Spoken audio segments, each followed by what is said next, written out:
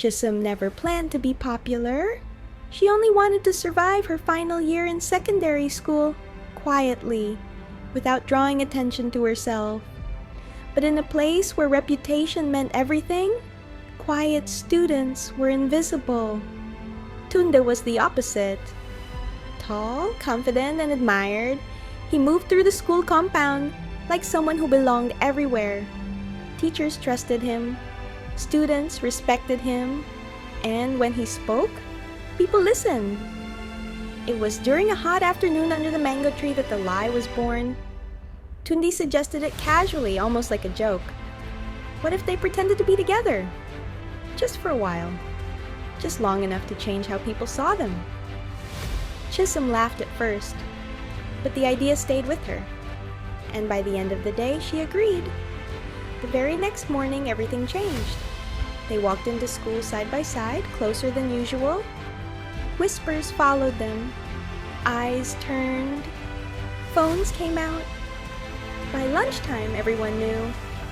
Students who had never spoken to Chisholm suddenly smiled at her.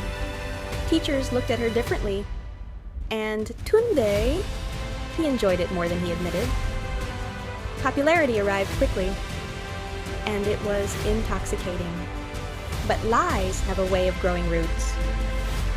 At the sports field one afternoon, Chisholm heard her name shouted louder than anyone else's.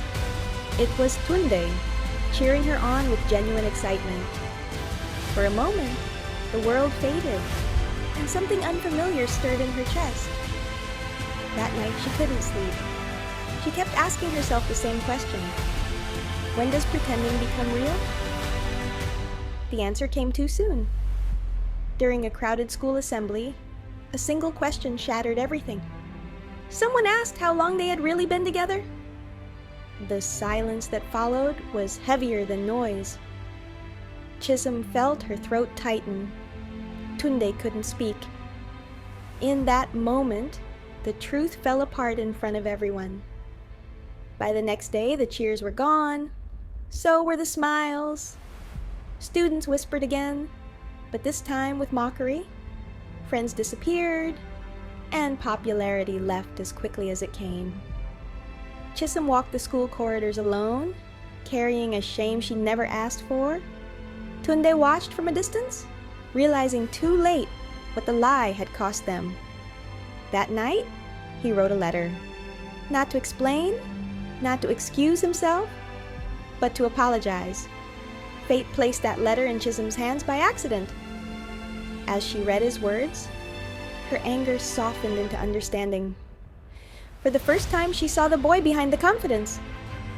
They met again under the mango tree where it all began.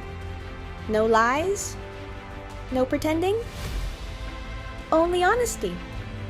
But honesty doesn't erase consequences. As Chisholm walked away, neither of them knew if the truth had come too late, or if it was only the beginning.